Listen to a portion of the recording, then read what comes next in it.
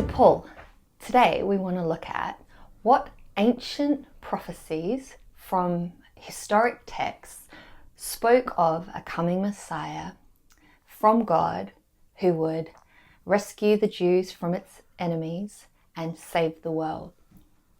Yeah, so there's around about 60 blocks of prophecy in the Old Testament that point to the coming of a figure called the Messiah.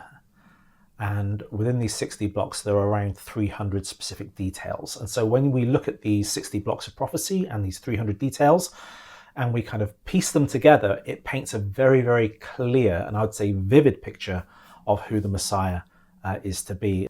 And so today we're going to be looking at one of those prophecies about the coming of the Messiah and kind of pinpointing who this is. And of course, Christians believe this to be Jesus of Nazareth. And so we're going to be looking at Genesis 49, verse 10.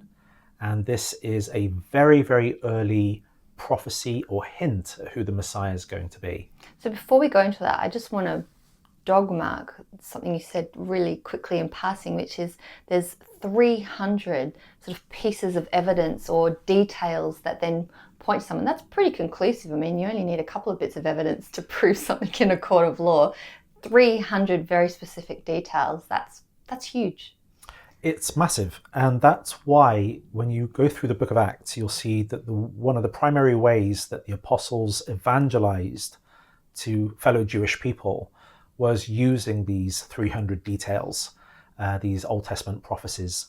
And today what we're going to be doing is looking at the prophecy, explaining what the prophecy says, and then we're going to be looking into rabbinic writings. As in Jewish rabbinic writings to see whether the rabbis agree on the interpretation, because I feel this is really important to show that the early church and even modern day Christians, we're not trying to fit Jesus into the prophecies, but rather we're going to allow the prophecies to speak for themselves and show that actually does point to Jesus of Nazareth. And these rabbinic texts, these are outside the original prophecies. So these are rabbis that looked at the prophecies and then in their own writings described them in their words. Is that so? They're almost different texts.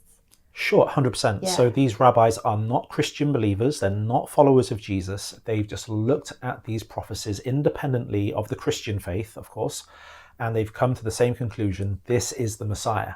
And so if all of these prophecies are pointing to one individual person, whether they believe that this is Jesus or not, it's very clearly pointing, I believe, to Jesus of Nazareth. All right, let's get started. Can't wait. Okay, so let's have a look then at our first prophecy, or it's more of a hint of a prophecy, which is in Genesis chapter 49, verse 10. Would you like to read this?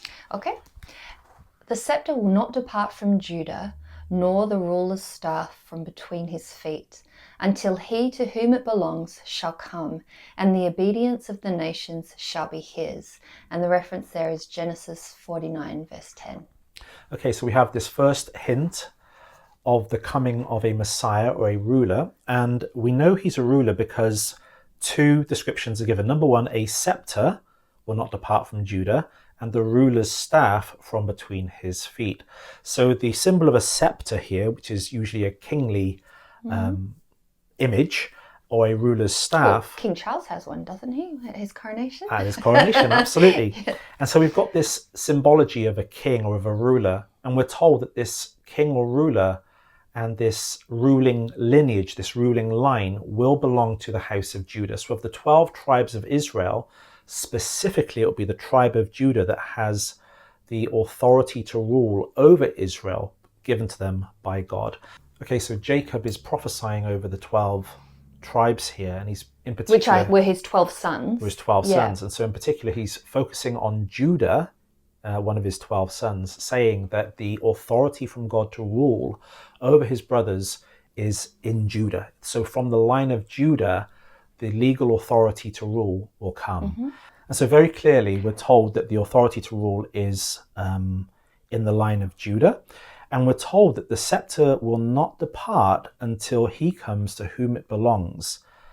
And the obedience of the nations shall be his. Now this is really interesting because we're told that the obedience of the Gentiles will be his. There is someone who is coming from the line of Judah who has authority to not only rule over Israel, but also the Gentile nations. Meaning everybody that's not Jewish. Exactly, the whole like world you and me. will obey him. Yeah.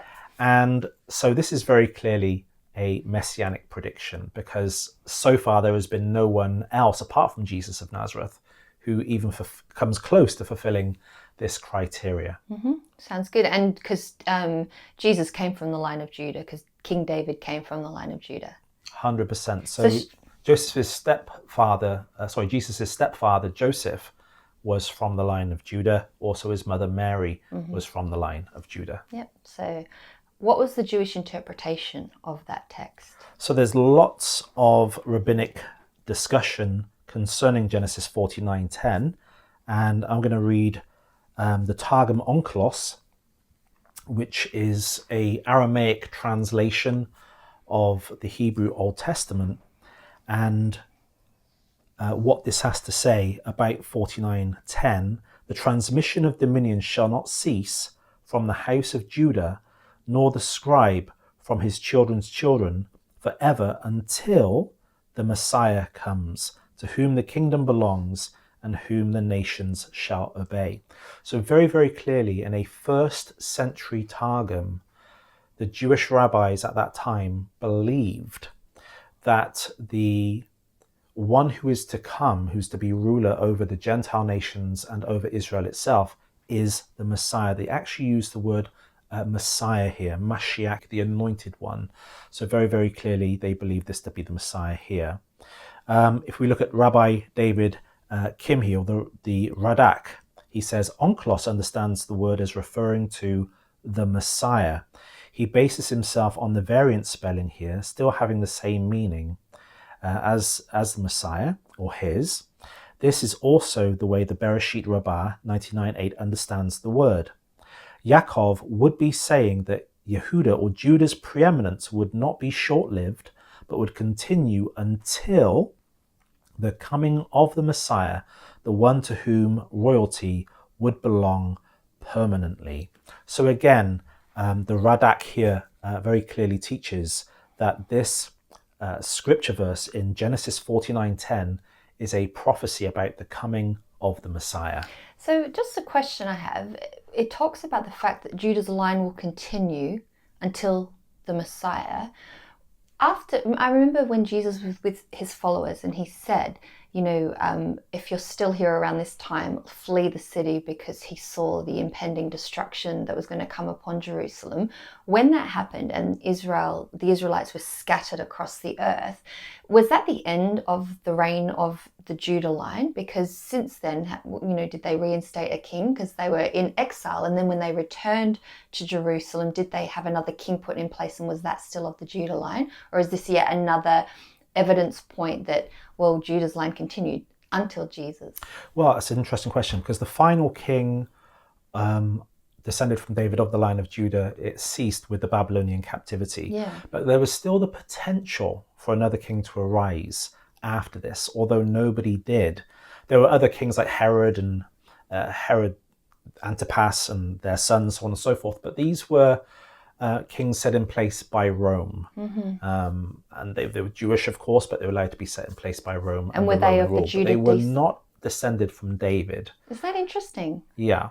And so it could only be possible that you have a king from the tribe of Judah descended from David if you have the genealogical records to prove your lineage. So up until the destruction of the temple in 70 AD, it was possible for another king to arise, descended from David, of the line of Judah, not descended from King Jeconiah, who was cursed of God. But once the temple was destroyed in 70 AD, all of the genealogical scrolls that were kept in the temple that could prove that you were from David, apart from the line of King Jeconiah, which is a requirement, they were burned, they were destroyed. So after 70 AD, no Jewish person today, for instance, can claim that they are of the line of David and they have a legal right to David's throne. So the Messiah had to come before the year 70 AD.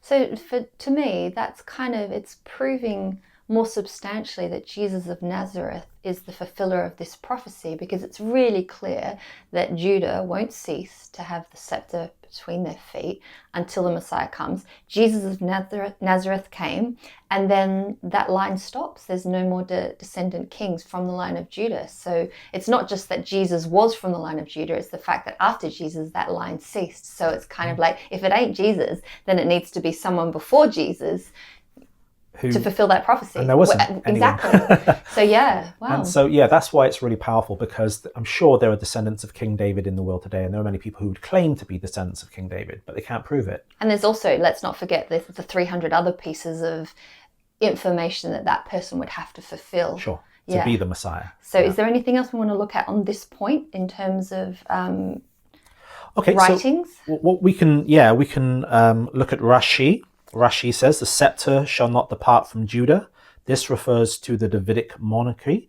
Until Shiloh comes, this refers to King Messiah, to whom the kingdom belongs, and to whom all the nations shall bring gifts. So again, even Rashi, who was a very, very prominent rabbi, a medieval Jewish rabbi, even he admits that this verse is very, very clearly messianic. It refers to the coming of the Messiah. The Messiah had to come before the year 70 AD, because only prior to that could you prove your lineage, that you're descended from King David, apart from the cursed line of King Jeconiah. And as no other person arose during this time claiming to be the Messiah and fulfilling the criteria of the Messiah, either, number one, the Messiah never came and never will come, or Jesus of Nazareth has to be the Messiah. And when we look at all of the evidence together, it's very clear Jesus of Nazareth is the fulfillment of this verse. Excellent. All right, let's end it there. And in the next episode, let's look at a second prophecy that covers what we're trying to convey today. Thanks, Paul.